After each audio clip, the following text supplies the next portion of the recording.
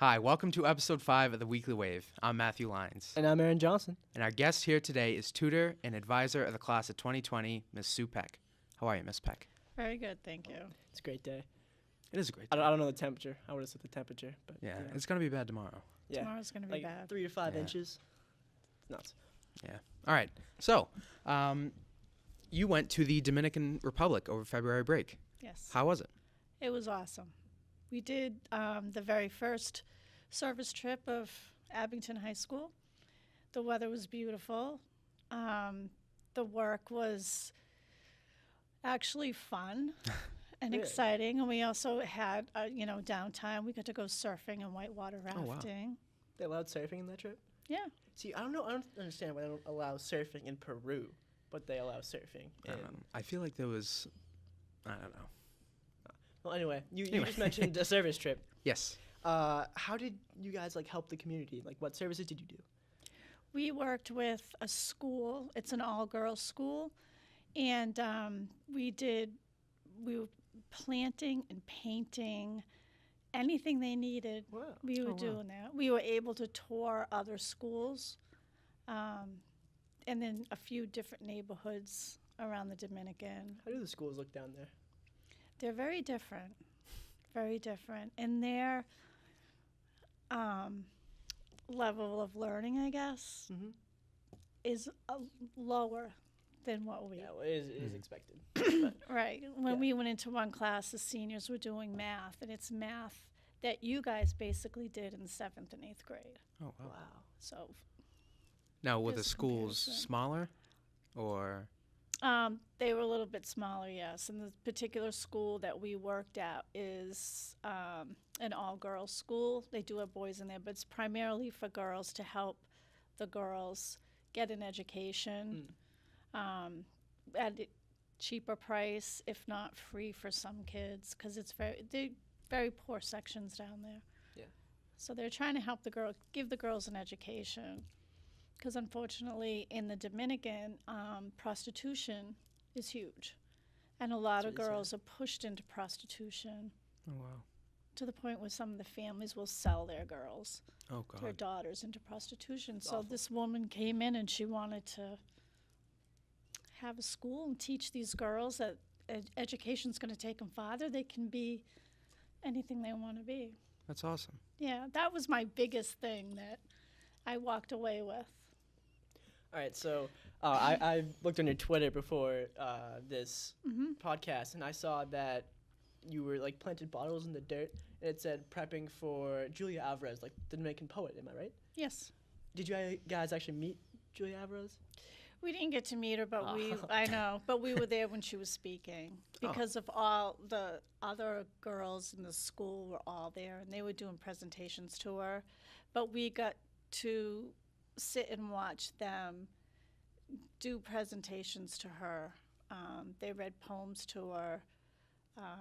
They, interacted with her, telling her their favorite books and all that. So we did get to stay there for that. Oh, that's pretty awesome. cool. Yeah. Now, this is your first trip that you've chaperoned for Yes. the high school, but you will be chaperoning next year for Greece and Italy. Yes. What did you learn on this trip, not only as a chaperone, but as a tourist, that could help you have a better time and learn more for Greece and Italy? I don't really know because we had such a great experience, and we had an amazing tour guide. Mhm. And I did learn to stick with the tour guide, because she made everything easier. She told us all, she was from the Dominican, so she told us, everything about the Dominican. Sticking to a schedule is one thing that I learned. Just to make sure that where we're supposed to be at the certain time and whatever. And I noticed that the kids really liked that too, because they were kind of getting everything done. They were getting their free time. They were getting. So do you feel like when you go on these vacations, you should either plan everything out beforehand or just kind of go there and see what you want to do? I know another teacher here, Miss Daisy, she was talking about how in Iceland they didn't plan anything with all their tip money. Mm-hmm. and they went horseback riding. And they decided that while they're there, they texted all the parents and made sure it was all good.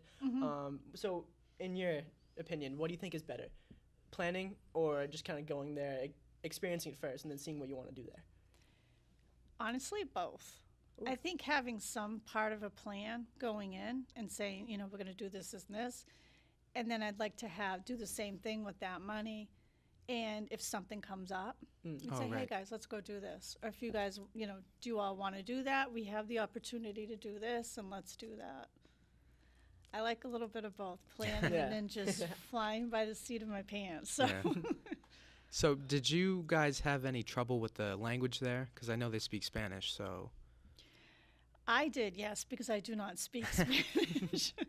But, the tour director, she would translate for us. There was several kids like Amanda Newen and Jordan Needle, and I'm missing a couple kids and they're going to be mad at me, but who speak it they speak it well and fluent, and they were a help, and they would just talk, because Jordan Needle would just talk to random people on the street in Spanish, but it was great because they were able to use it and learn it. And I did learn some, although I can't repeat because I can't remember. Spanish has never really clicked for me. I don't know why. Really? It's like clicked for me. It's the one thing that doesn't click in my mind. Like I'm good in English, math, everything else, but Spanish is just where I go blank. Me too. Like they would say a whole sentence to me, and I was like, oh, okay, and I could say it, and then 2 minutes later, I couldn't say it. Yeah. I don't know. Everyone in my family, aside from my mom, because she never took it, we've been really good with Spanish. But we have no Spanish heritage or anything. Just, I don't know. It's crazy.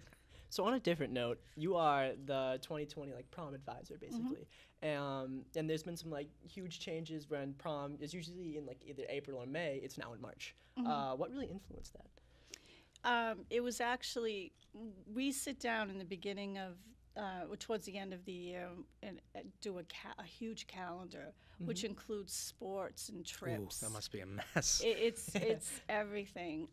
So it just comes down to when we can actually have it based on everything else. And it turned out we tried for the first week in April, but the canoe club wasn't able to, they were booked that weekend. And then the week after that, we couldn't do it because I think there's a music trip going. So that's how we ended up on March 29th. I know that the theme for the prom is The Great Gatsby. Could you maybe, awesome. Yeah, could you give us any clues or hints as to how you're gonna adapt that towards the prom? We're just basically through the decorations, just lots of gold and reds, and just through the decorations and stuff. That's awesome. Thank you. Thank you so much for being on the show. You're welcome. Thank you for having me. Welcome back to another week of AJ's A-List. This week we'll be talking about the AAF. What's the AAF, you ask?